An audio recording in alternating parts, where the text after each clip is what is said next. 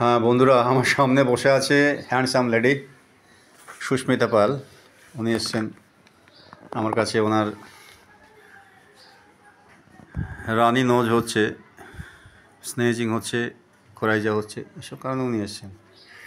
Doctor দেখিয়েছিলেন, doctor বলেছে যে একটু সমস্যা আছে, এরপরে নাকি ওনাকে ইঞ্জেকশন নিতে হবে। সেটাই বললেন তো? অ্যালোপ্যাথি ডাক্তার কাছে গিয়েছিলেন, তো ভালো রাখার জন্য নাকি ওনাকে ইঞ্জেকশন নিতে হবে। যাই হোক, তারপরে উনি খোঁজ পেলেন আমার কাছে এসছেন। এখন ওনার সাথে কথা বললাম, জিজ্ঞেস করলাম অনেক কিছু।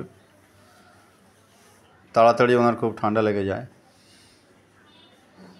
ঠান্ডা গরমের যে হিট কোল্ড রিলেশনটা, সেটা ওনার বোধ আছে, মানে ঠান্ডা ওনার শরীর, গরম ওনার, সেটাই বললেন তো।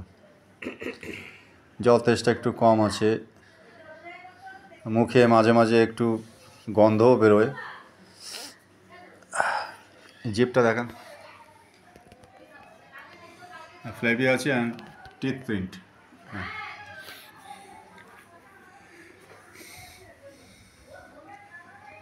পাস্ট হিস্ট্রিতে যখন জিজ্ঞেস করলাম, ওনার খুব জ্বর হতো এক সময় খুব জ্বর হতো।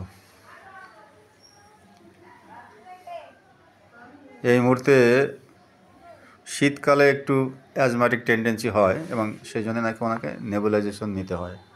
এই এখন লিখেছি। সিজারিয়ান বেবি আছে একজন। ফ্যামিলি হিস্ট্রিতে যখন গেলাম, তখন উনি বললেন যে ঠাকুরদার একটু শ্বাসের সমস্যা আছে, মায়ের ঠান্ডার ধাত আছে, অ্যালার্জিটিক টেন্ডেন্সি আছে, ওনার বড়দার প্রেশার হাই লো এরকম ফ্লাকচুয়েট করে প্রেশারটা। মাদার সাইডে আর্থারাইটিস আছে।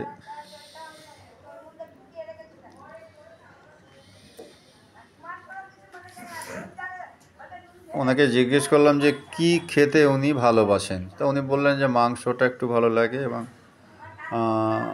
পাতে কাঁচা লবণ খান কি না। উনি বললেন যে হ্যাঁ, সেটা একটু খেতে হয়। আর ডিমের কথা জিজ্ঞেস করলাম যে ডিম সেদ্ধ ভালো লাগে না ভাজাভুজি বা অমলেট ভালো লাগে। উনি বললেন যে ডিমটা ফ্রাই ভালো লাগে। এই যে লিখেছি এগ ফ্রাই। ঘামেন উনি খুব, নেকটা বেশি ঘামে, ঘাড়টা বেশি ঘামে, হাত ঘামে, মাঝে মাঝে বালিশ ভিজে যায়, স্লিপটা ডিস্টার্ব হয় মাঝে মাঝে, কিন্তু মাঝে মাঝে ভালো ঘুমান উনি। ঘামে একটু গন্ধ আছে।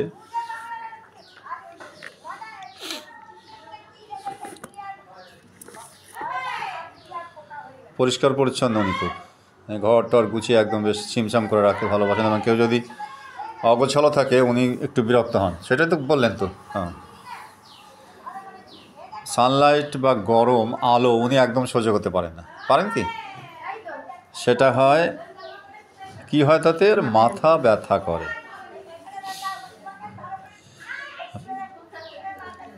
বেশি সূর্যের আলো লাগালে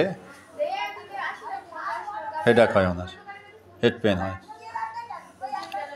আর স্টুলটা আছে diarrhoea with constipation alternate. Means আছে, রেগুলার হচ্ছে মিন্সেস। মাইন্ড জেনারেলে যখন গেলাম, তখন উনি বললেন যে ওনার রাগ খুব বেশি, অত্যাধিক রাগ। কেউ যদি রাগের সময় একটু সান্ত্বনার কথা বলেন, উনি তো আরও রেগে যান। সেটাই হয় আপনার কি? এবং তারপরে জিজ্ঞেস করলাম কি আপনি কি কাঁদতে পারেন? বলে হ্যাঁ, খুব তাড়াতাড়ি চোখ দিয়ে জল বেরিয়ে আসে। Injustice cannot be tolerate. তো এগুলো জিজ্ঞেস করে আমার তো ওষুধের কথা তো মনেই হলো যে কোনটা আমি যাব, কোন দিকে যাব। সোডিয়াম ক্লোরাইড ভেবে রেখেছি। তবে একবার জিজ্ঞেস করলাম যে আপনি পুজো অর্চনা করার সময় উপোস থাকেন কিনা। উনি বললেন হ্যাঁ, আমি উপোস থাকি। মানে এমনভাবে বললেন, হঠাৎ করে মনে পড়ে গেল অ্যালেন কিনোটসের সেই লেখা গোয়িং উইদাউট রেগুলার মিলস। বহুক্ষণ না খেয়ে থাকা যায়, কোনো অসুবিধা হয় না। অন্তত উনি যেটা বললেন হিসাব 10-12 ঘন্টা উনি না খেয়ে থাকতে পারেন, সেটা বললেন তো। তার মানে ওষুধ তো আমার এখানে চলে আসলো উনি যেটা বললেন। তাহলে আমরা সোডিয়াম ক্লোরাইড দিয়ে শুরু করে সোডিয়াম ক্লোরাইড 0.1। তো ওনার যে কমপ্লিকেশনগুলো ওনার আছে, বা এই যে ডাক্তার অ্যালোপ্যাথি ডাক্তার বলেছিলেন ইঞ্জেকশন নিতে হবে, এসব কিছুই লাগবে না। ওনাকে টেবিল সল্ট দিয়ে একেবারে সুস্থ করে দেবো, একদম ভালো হয়ে যাবেন উনি।